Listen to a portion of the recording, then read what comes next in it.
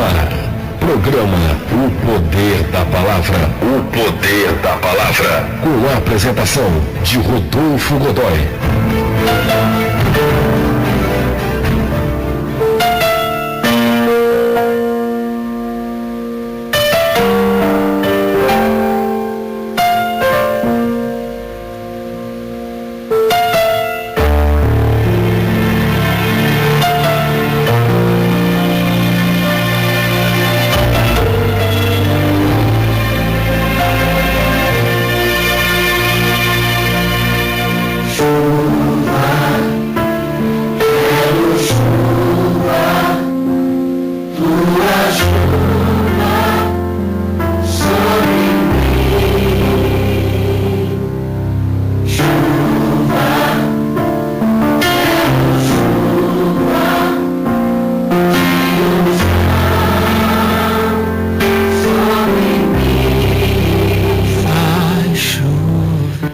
Sabemos que no início da igreja e durante muito tempo na história da igreja, homens morreram, homens deram a vida por causa do Evangelho. Que força é essa? Que força é essa que levava esses homens às últimas consequências? Hoje eu quero trazer o resumo da história de um homem que foi até as últimas consequências, por amor à verdade revelada na palavra. Seu nome, John Hus.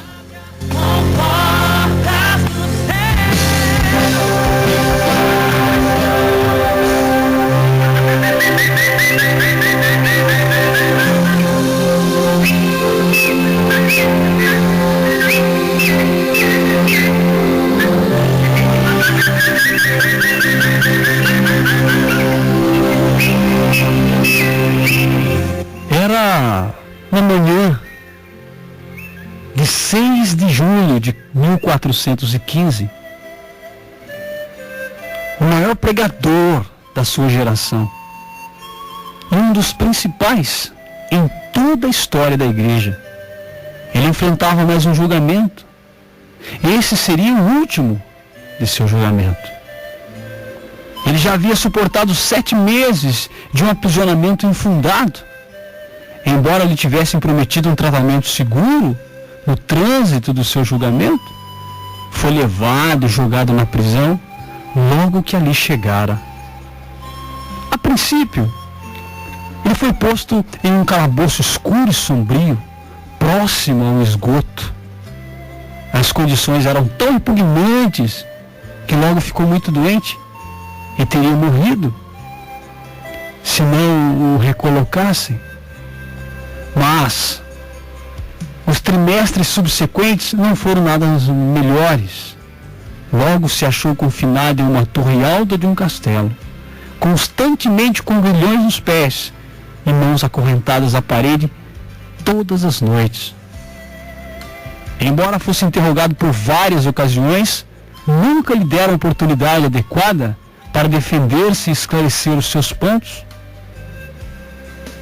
O processo oficial contra ele, que começou no dia 5 de junho, consistia nada mais do que um julgamento simulado.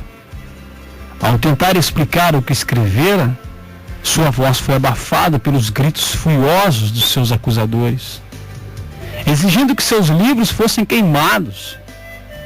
Mesmo tendo apelado pela razão, por sua consciência e até mesmo pela palavra de Deus, suas palavras foram completamente desprezadas e ignoradas.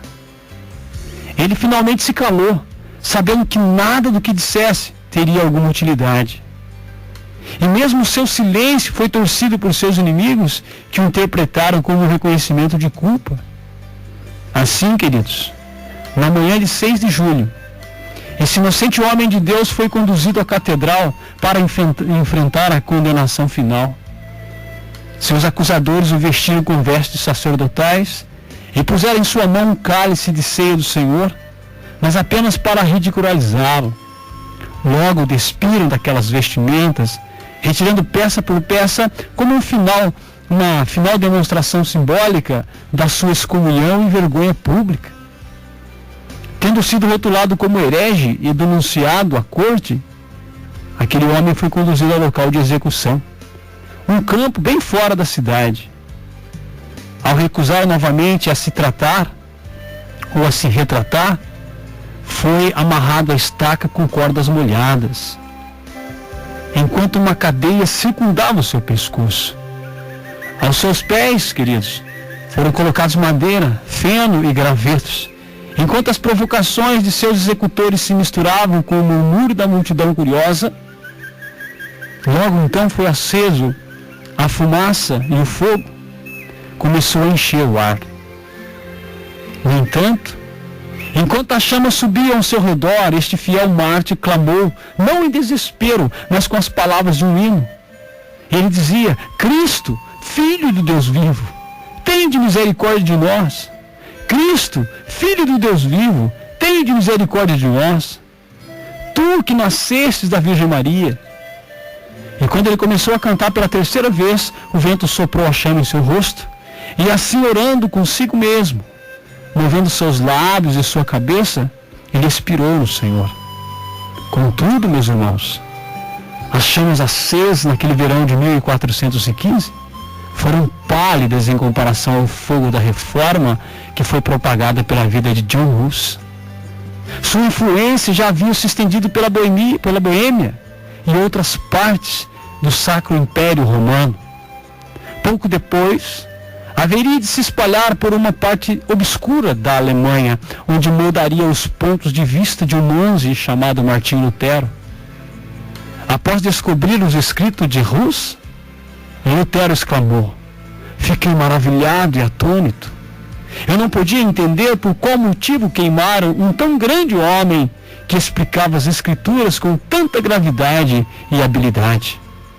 Embora separados por mais ou menos um século, John Hus se tornaria um dos maiores mentores de Lutero, ao ponto de o próprio Lutero chegar a ser reconhecido como o John Hus da Saxônia. Mas por que a Igreja Romana levou John Hus à morte?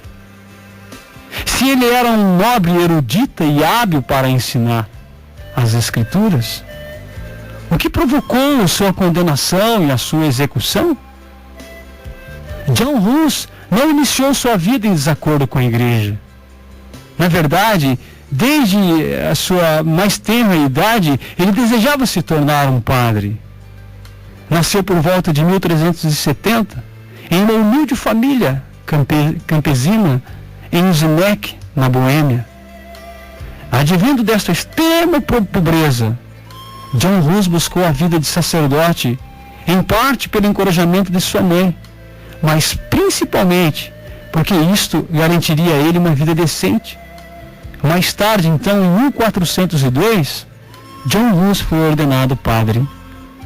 Quando jovem, ele estudou na Universidade de Praga, onde obteve várias graduações: bacharel em artes em 1393, bacharel em teologia em 1394 e mestre em teologia em 1396. Em 1398, começou a lecionar na universidade. Sua ascensão foi tão rápida que por volta de 1401 ele se tornou deão da Faculdade de Filosofia. E por volta de 1402 tornou-se reitor da universidade. Foi durante esse tempo que John Hus foi grandemente influenciado pelo escrito de John Wycliffe, o grande reformador inglês da geração anterior. Os pontos de vida de Wycliffe, especialmente no tocante à autoridade das Escrituras e à corrupção do papado, deixariam uma marca indelével no brilhante jovem John Hus. Logo após a sua ordenação, John Hus se tornou pregador na Capela de Belém, a principal igreja de Praga, e um edifício que poderia conter até 3.000 pessoas. Ele pregou na língua boêmia e não em latim, uma prática que o distinguiu e fez dele alguém extremamente popular com o povo e impopular com o clero da Igreja Romana. Ensinar através das Escrituras causou um impacto dramático em sua vida, a tal ponto que ele começou a reconhecer a falência do sistema romano. A respeito da sua transformação espiritual, ele escreveu: quando eu era jovem, na idade e na razão, eu também pertenci a esta seita romana. Mas quando o Senhor me deu o conhecimento da Escritura, eu descartei esse tipo de estupidez da minha mente. Era este compromisso com a Bíblia que se tornaria a marca de seu ministério.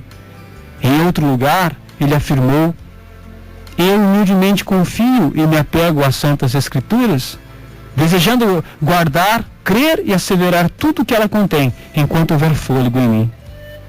Quando a Igreja de Roma autorizou a venda de indulgências em Praga, John Hus denunciou publicamente essa prática, o que acabou conduzindo à sua excomunhão. Porém, mesmo depois de censurado pelo sistema do papado, ele continuou pregando na Capela Belém. Quanto mais ele pregava, mais profundamente descansava na Bíblia, a qual ele, sem margem de dúvida, proclamava ser a autoridade final. Para fazê-lo parar, as autoridades da Igreja Romana passaram um decreto no qual nenhum cidadão receberia comunhão ou seria enterrado no terreno da igreja enquanto John Hus continuasse pregando. Então, com a finalidade de poupar o povo desta perda, ele finalmente cedeu. Em 1412, retirou-se para o campo, onde estudou e escreveu muitas coisas. A maior obra de John Hus se chama A Igreja. Apresentava suas maiores discórdias com o sistema romano.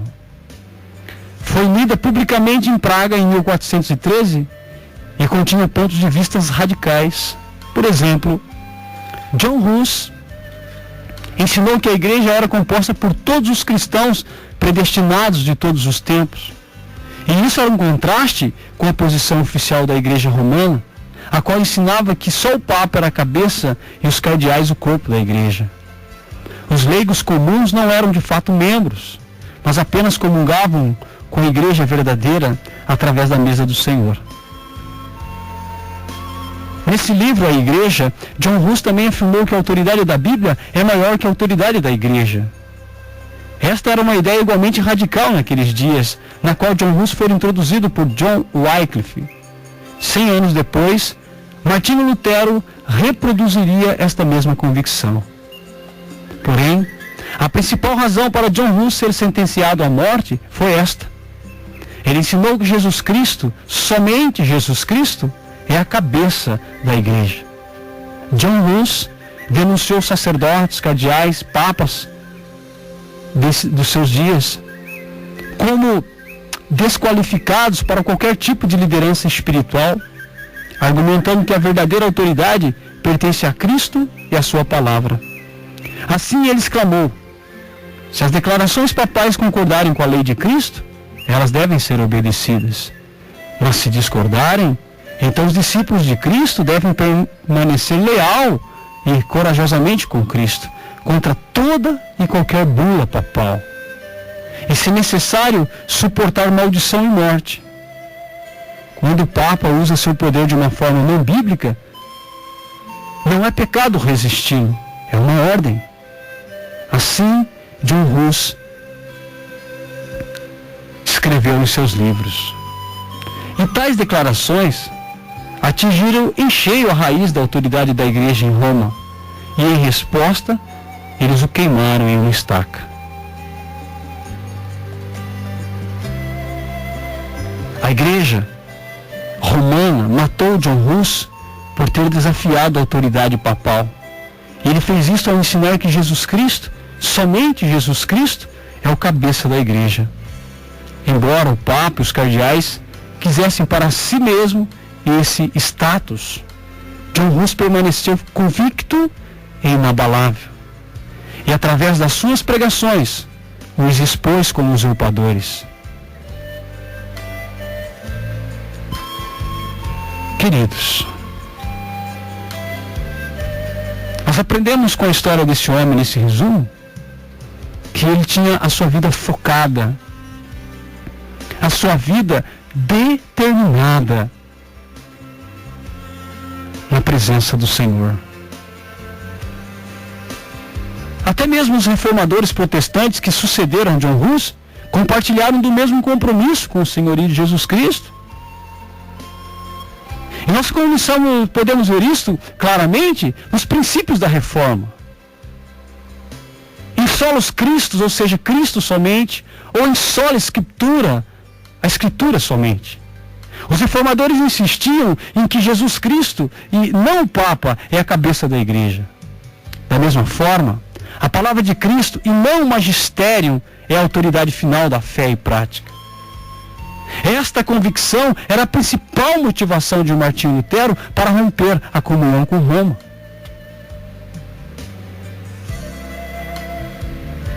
A história mostra que homens que tinham a Bíblia nas suas mãos, conhecedores da palavra, não tinham uma fé inabalável, firme.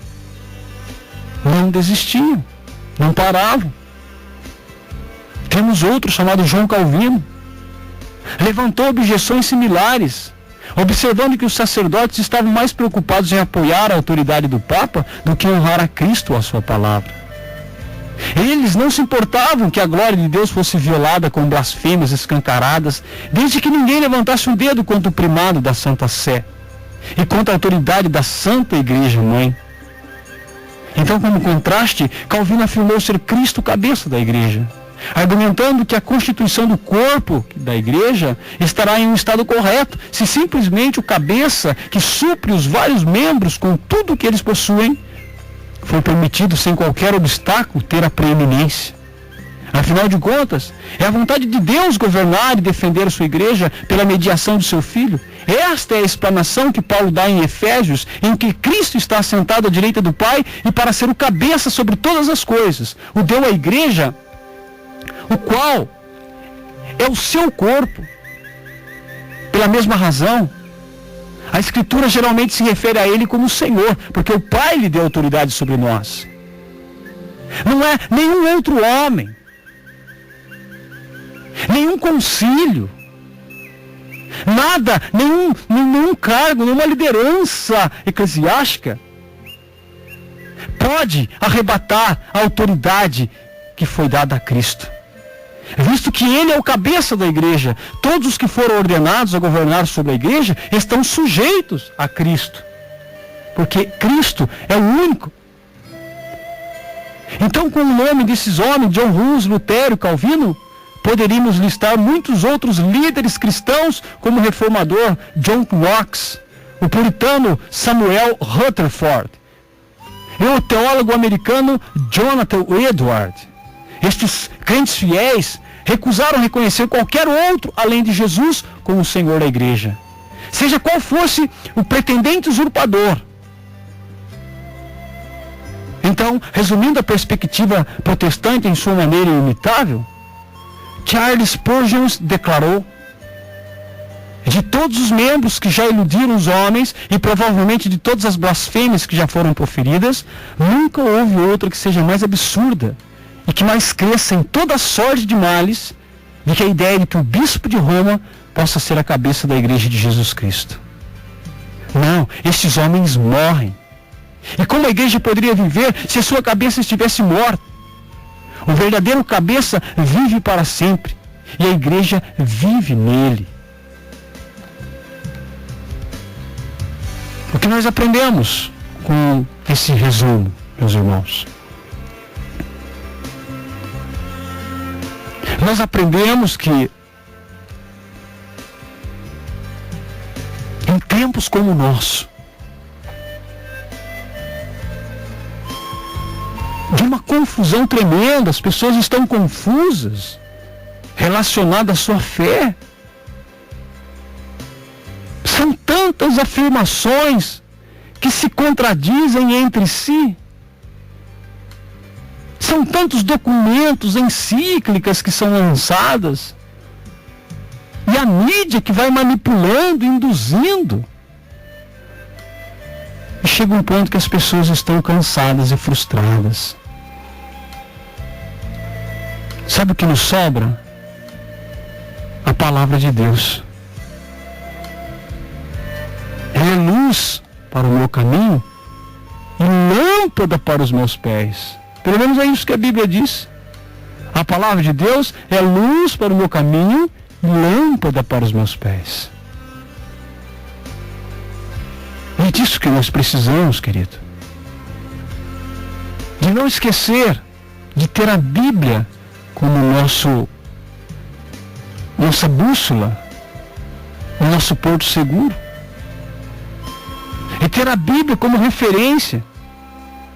Se eu estou ouvindo algum ensinamento, está de acordo com a Bíblia, glória a Deus. Se não está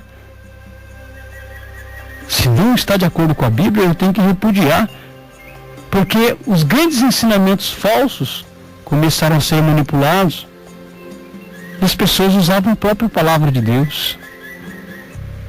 Hoje, nós encontramos mentiras que não têm fundamento bíblico, mas que são levadas a sério como se fossem grandes verdades, levando milhões, centenas de milhões de pessoas para o abismo. Por quê? Porque passou aquela mentira afirmada por séculos, passou a ser verdade nas gerações que sucederam. Já é tão difícil viver só da Bíblia, né? Falar só da Bíblia, viver só da Bíblia. Quanta dificuldade em aceitar só a Escritura. Por isso, meus irmãos, quando nós quisermos discernimento, quando estivermos em dúvida sobre o que realmente devemos crer, volta lá para a igreja primitiva. Procura pesquisa sobre como eram os primeiros cristãos,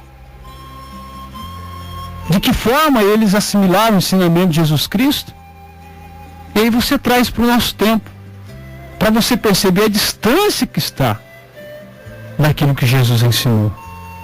Pega os mártires, pega os avivamentos baseados na Bíblia para você ver se tem alguma coisa a ver com o que está acontecendo nos dias de hoje. E aí o que acontece?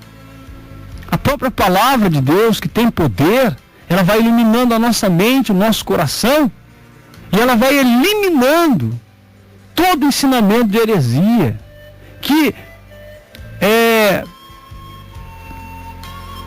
se tornam paredes, muralhas, muros, portas fechadas, para a gente entender a vontade do Senhor. Que essas histórias, esses testemunhos de homens que foram até as últimas consequências possam nos ensinar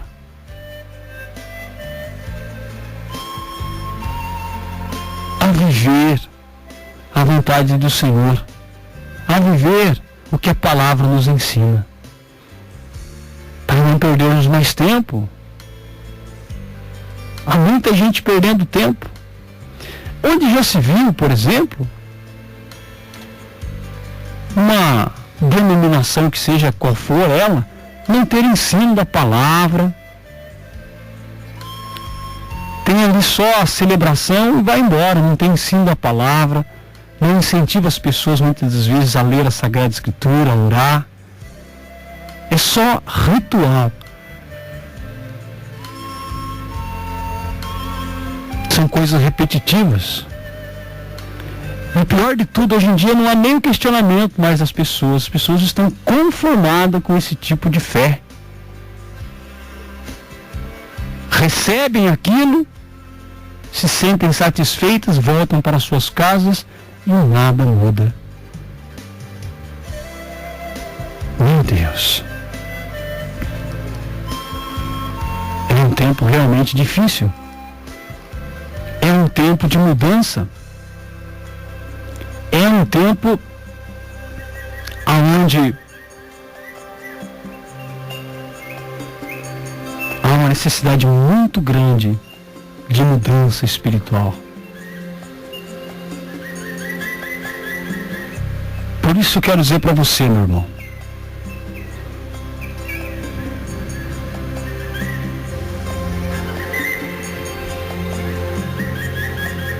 Faz a experiência da palavra na sua vida. Faz a experiência de dependência de Deus na sua vida.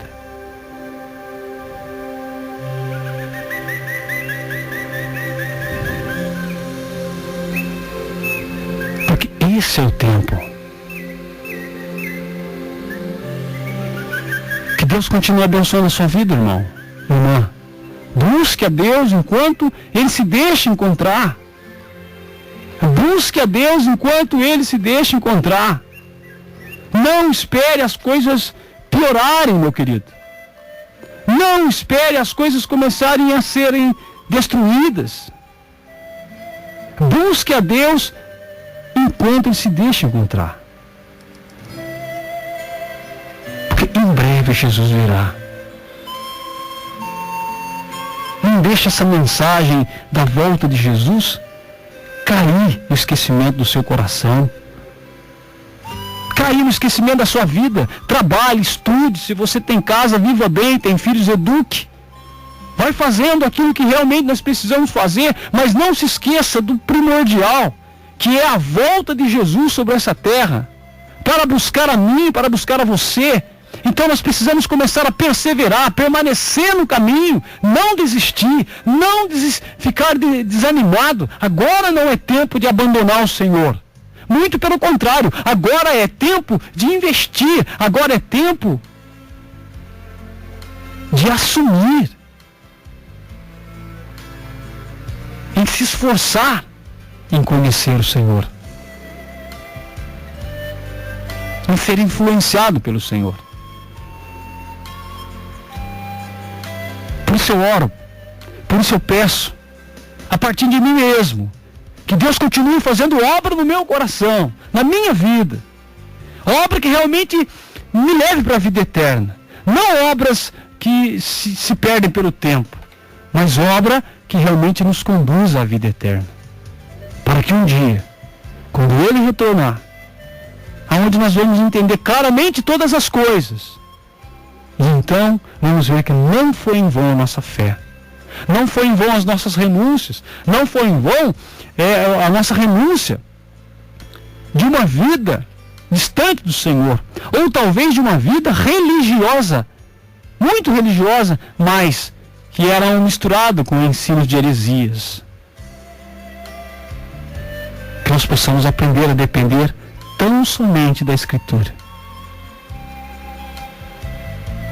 Sela, Senhor, esta mensagem em nosso coração, em nome de Jesus. Amém.